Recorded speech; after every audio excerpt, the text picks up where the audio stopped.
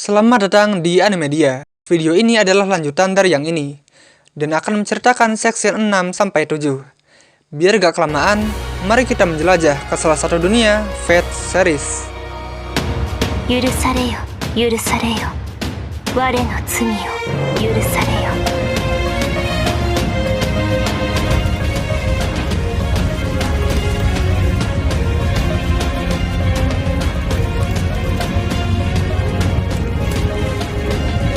Adegan dibuka dengan Chaldea sedang dalam perjalanan ke hutan Wallace. Tapi di tengah perjalanan, mereka terlibat masalah dan bertarung untuk menyelamatkan 7 peri. Setelah itu, mereka berbicara dengan peri ketujuh. Dia menegur Arturia karena serangan Arturia hampir membunuh mereka. Setelah itu, mereka mengucapkan terima kasih dan membicarakan Morse yang semakin banyak dan berkumpul di Norwich. Ketujuh saudara itu adalah pelayan Aurora dan pergi setelah mengucapkan sampai jumpa. Kita kemudian mendengar suara tak dikenal sebelum kembali ke Chaldea. Oberon bertanya apakah Arturia dan Fujimaru adalah magnet bencana, karena mereka menghadapi banyak masalah akhir-akhir ini, dan karena itu juga mereka terlambat sampai di Wallace.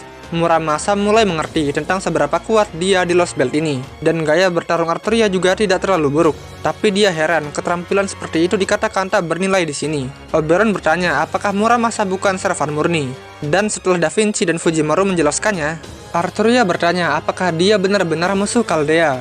Da Vinci bercerita bahwa Muramasa adalah servan kuat yang memotong Sign Grab Titan Atlas, dan itu adalah sesuatu yang luar biasa. Tapi dia heran kenapa dia gagal membunuh Morgan dan dikalahkan peri lain. Muramasa menjelaskan, singkatnya dia adalah alter ego khusus yang bisa membunuh dewa. Alien God telah memasukkan Divine Spirit ke dalam dirinya, semacam God of War buta yang membawa Twilight of the God. Jadi ketika melawan dewa, dia adalah servan yang kuat. Tapi sebaliknya pada sesuatu selain dewa. Dan kebetulan di Lost Belt 6 tak ada konsep dewa. Di Olympus mungkin tak masalah, tapi jika di tempat lain seperti Skandinavia, itu akan bermasalah ketika alter egonya bertemu dengan Skadak Skadi. Arturia merasa aneh karena mereka berpergian bersama, sementara Muramasa bermusuhan dengan Fujimaru.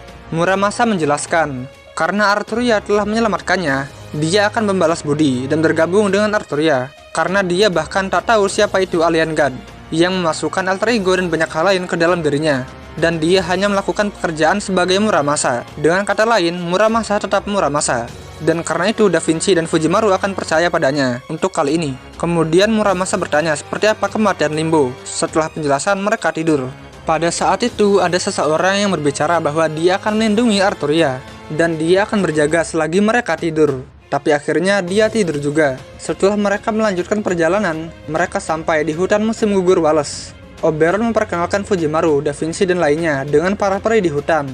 Bahasa peri di sini berbeda dengan para peri kebanyakan. Dan Oberon berkata, mereka mungkin lucu, tapi jangan sentuh mereka, karena mereka tak terbiasa disentuh peri luar. Tak lama kemudian ada peri yang meminta Muramasa membuatkan helm untuknya. Singkatnya, mereka ingin bermain tentara-tentaraan dan meminta Muramasa membuatkan tiruan perlengkapannya. Oberon berniat mengumpulkan informasi, jadi dia meminta Da Vinci dan lainnya mendirikan tenda untuk istirahat. Dia akan kembali saat malam. Da Vinci meminta diajari bahasa peri di sini, tapi Oberon sudah pergi. Kemudian peri kuda yaitu Red Rabbit mengatakan Oberon lupa memperkenalkannya. Peri Wallace bertanya apakah mereka mau makan, dan memberi mereka makanan manis. Morgan melarang pengelolaan buah, jadi gula adalah barang langka. Tapi di sini mereka punya banyak permen dan makanan manis. Mereka kemudian makan di meja makan yang disiapkan peri di Wallace. Tapi akhirnya mereka bersembunyi karena ada anjing hitam yang mendekat, dan rombongan Fujimaru bertarung melawan mereka untuk membalas budi dengan para peri di sini. Setelah itu, para peri di hutan ini sangat senang mereka mengalahkan Black Dog, karena para peri di hutan ini tak bisa bertarung. Malam harinya, Oberon kembali dan mereka makan malam. Setelah itu, Da Vinci bertanya tentang silsilah para peri. Oberon menjelaskan, para peri di sini lahir secara mandiri. Dalam kasus 7 peri bersaudara tadi, mereka bisa jadi satu set 7 peri ketika lahir. Tristan bukan putri Morgan asli, dia hanya pewaris tahta hasil adopsi. Ketika peri menjalankan tugasnya dan mati, ada peri lain yang lahir dan melanjutkan pekerjaan mereka. Jika posisi mereka sama, penampilan mereka juga akan mirip antara generasi. Dan ada beberapa kasus di mana peri masih hidup, sedangkan peri yang serupa dengannya lahir. Di sini, satu-satunya yang bisa menggunakan Magicraft adalah Morgan. Karena itu, peri yang bisa menggunakan sihir disebut Putri Morgan. Sementara Arturia bisa menggunakannya sejak lahir. Alasan Morgan mengajari Tristan Magicraft mungkin adalah usahanya untuk tidak membiarkan tahtanya jatuh ke anak ramalan. Jadi dia memilih Tristan sebagai penerusnya. Dan selama Arturia adalah anak ramalan, dia adalah protagonis di sini. Dan tugas mereka adalah membantunya. Saat hari semakin larut, Fujimaru tak bisa tidur karena banyak pikiran, dan Oberon menemaninya dan mereka bicara berdua. Berbeda dengan Lost Belt sebelumnya yang semua beban ada padanya, di sini Fujimaru harus menyerahkannya pada Arturia. Dan apa yang terjadi pada Masu sekarang bukanlah beban yang harus dia tanggung, karena itu bukan salahnya. Dia tak bisa terus bersama Masu untuk melindunginya. Tapi jika Fujimaru menghormati Masu, dia harus percaya padanya. Yang diperlukan adalah menjalani hidup dengan caranya sendiri. Fujimaru dan Oberon hanyalah pengamat. Mereka bukan karakter utama di sini, dan tugas mereka adalah mendukung. Tapi tak ada yang salah dengan itu. Pada akhirnya, mengungkap ujung takdir akan sangat menyenangkan. Setelah beberapa kata lagi, Oberon disamper oleh Blanca.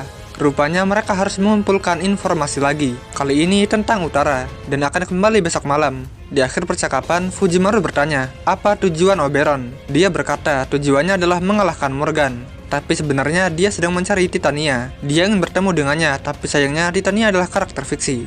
Besoknya, Arturia berlatih tanding dengan Muramasa. Arturia ingin sparring ringan, tapi Muramasa bertarung serius. Muramasa bilang karena dia sudah tua, jadi dia harus mengajari generasi muda tanpa belas kasihan. Jika dengan strategi tepat, mereka bisa mengalahkan Fairy Knight. Setelah beberapa kata lagi, Arturia bertanya, bisakah dia memiliki beberapa bahan untuk membuat senjata? Muramasa tak bisa memberikannya, dan Arturia harus menyiapkan bahannya sendiri. Tapi karena Norwich sedang dilanda bencana, dia harus mendapatkannya di tempat lain. Da Vinci berkata, sepertinya Arturia sudah masuk tahap pemberontakan. Tapi Arturia hanya ingin berperilaku seperti anak ramalan, agar tidak membuat orang-orang yang selama ini berharap dan mendukungnya kecewa. Fujimaru dan Da Vinci berkata, terlepas dari misi Chaldea, mereka akan membantu Arturia, sambil terus berusaha mencari Masu. Jadi Fujimaru, Da Vinci, Muramasa, serta Oberon akan menemani Arturia. Muramasa berkata, meskipun bersemangat, mereka masih tak tahu harus melakukan apa. Dan itu merusak kebahagiaan Arturia. Tak lama setelah itu, muncul suara Oberon yang mengatakan dia punya rencana. Mereka akan menyelamatkan Norwich, dan membuktikan pada orang-orang bahwa Arturia adalah anak ramalan. Mereka mendengar suara Oberon, tapi tak menemukan orangnya. Oberon kemudian menyuruh mereka melihat ke bawah. Dan mereka terkejut karena Oberon jadi sangat kecil. Kita pindah lagi, pasukan Morgan sedang dalam perjalanan menuju Sheffield. Di antara barisan itu ada Fairy Knight Gawain dan Berilgat. Hanya 1 hari sebelum kota Sheffield hilang dari Inggris. Sementara di kastil, Masu dan Bogart bicara berdua. Mereka membahas tentang silinder besi Masu. Dia bertarung melawan Morse, tapi takut membawa senjata, terutama silinder besi itu. Padahal itu bisa menyaingi tombak suci Morgan. Meskipun Masu terlihat mirip kesatria, tapi Bogart tak pernah melihatnya di pasukan Morgan. Dan dia juga tak cocok menjadi anak ramalan. Setelah percakapan tentang peri yang diangkat menjadi Fairy Knight bernama Gawain setelah Perang Ulat, ada peringatan dari para pengintai. Rupanya pasukan Morgan sudah ada di gerbang depan dan mengirim surat kepada Bogart, yang isinya berikan anak ramalan pada kami dan kami akan memberikan kalian kebebasan. Tapi Bogart masih percaya diri. Jika hanya FK Gawain yang datang, dia tak takut. Tapi penjaga memberitahu bahwa ada 2 kesatria lagi. FK Lancelot dan Tristan juga ada di sana. Sementara itu, Gawain sedang menyiapkan pasukan dan menyuruh bawahannya untuk memberitahu Tristan untuk menunggu. Sementara Lancelot ada di udara dan akan turun di gerbang belakang jika seandainya anak ramalan melarikan diri. Kemudian ada surat dari Bogart yang isinya tak ada anak ramalan di sini, hanya bendera pemberontakan. Setelah itu, Gawain menyuruh pasukannya untuk beralih ke senjata anti benteng untuk menembus tembok Sheffield. Di sisi lain, Bogart menyuruh pasukannya menahan pengepungan dan mengirim utusan ke Knocknarea. Bagaimanapun, keputusannya untuk tidak menyerahkan Masu adalah tepat, karena jika Masu diserahkan, mereka akan dibantai lebih cepat. Pasukan Morgan mulai memanjat tembok, dan FK Lancelot meluncurkan serangan udara untuk menghancurkan barak. Gawain mengayunkan Galatin dan membuat gerbang depan mulai terbakar dan menipis. Sementara penduduk mulai panik, dan menuntut agar gerbang belakang dibuka. Tapi Bogart tak mengizinkannya, dan menyuruh kapten penjaga menekan kerusuhan. Sementara Bogart yang putus asa mendekati Black Barrel yang ada di benteng kastil dan menembakkannya. Dan semua peri yang ada di jalur tembakan Black Barrel lenyap seketika dan gerbang depan jadi meleleh.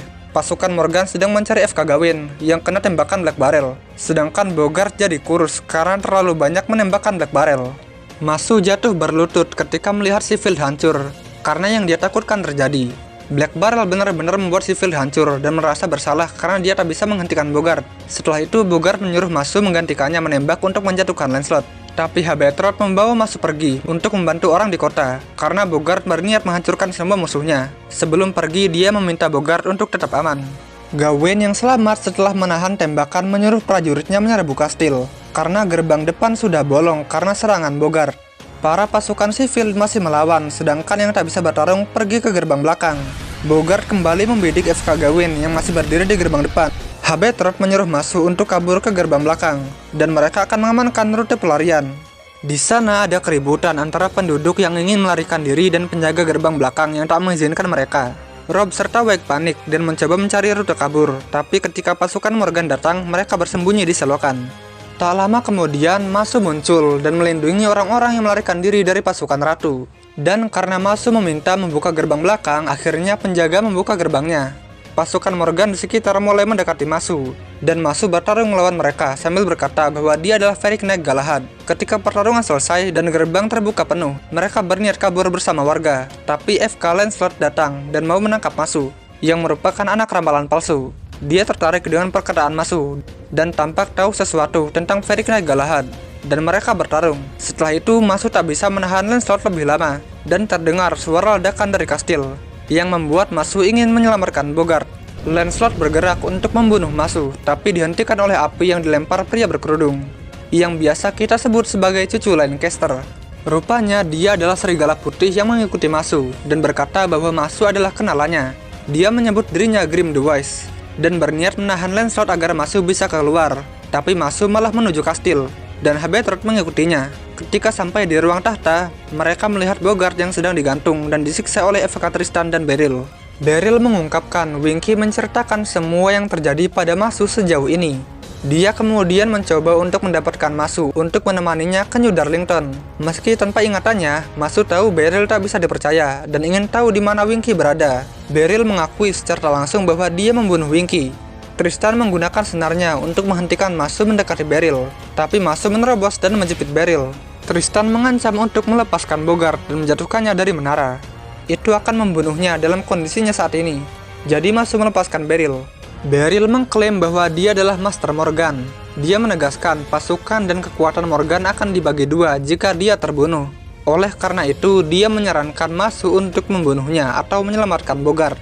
Masu tak punya pilihan ketika tali yang menjaga Bogart tetap tergantung putus. Seperti yang diprediksi Beryl, Masu melompat mengejar Bogart untuk menyelamatkannya. Beryl kemudian mencoba mengambil Black Barrel, tapi tak terlihat dimanapun. Masu berhasil menangkap Bogart, tapi dia sudah hampir mati. Bogart meminta Masu untuk membawanya ke gerbang belakang, tapi Masu terlalu lelah setelah bertarung dengan Lancelot. Meskipun dengan luka, Bogart menggendong Masu saat dia menuju gerbang belakang dan dipimpin oleh Habetrot. Sayangnya, ketiganya menemukan gerbang belakang penuh sesak. Meskipun beresiko terlihat oleh tentara Morgan, kelompok itu menuju gerbang sehingga Bogart dapat berbicara dengan warganya yang masih bingung apakah mereka harus tinggal di kota atau tidak. Ketika sampai di gerbang, Bogart memerintahkan warganya untuk melarikan diri dan menuju sebuah gua yang berkelok-kelok di Thistle Hill.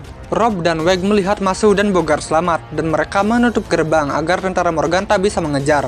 Di akhir, Masu sempat melihat mereka dan mereka melambai pada Masu sebelum tentara Morgan membunuh mereka.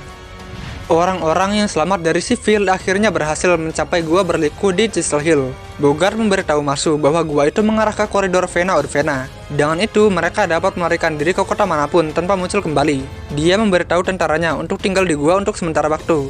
Jika mereka butuh bantuan, mereka harus mencarinya dari tentara Meja Bundar, bukan Kedok Narya, karena dia tidak lebih baik dari Morgan sebagai penguasa. Akhirnya Bogart meninggal karena luka-lukanya. Menyadari bahwa Bogart benar-benar ingin menyelamatkan dan kembali ke Norwich, Masu memutuskan untuk menuju Norwich dengan Habetrot dan Grim dalam bentuk serigala menemaninya. Dia melewati koridor Urvena dan butuh kurang lebih seminggu untuk sampai di Norwich. Dan bersambung. Like jika suka video ini, jika ada rek atau apapun silakan komentar dan subscribe bila perlu.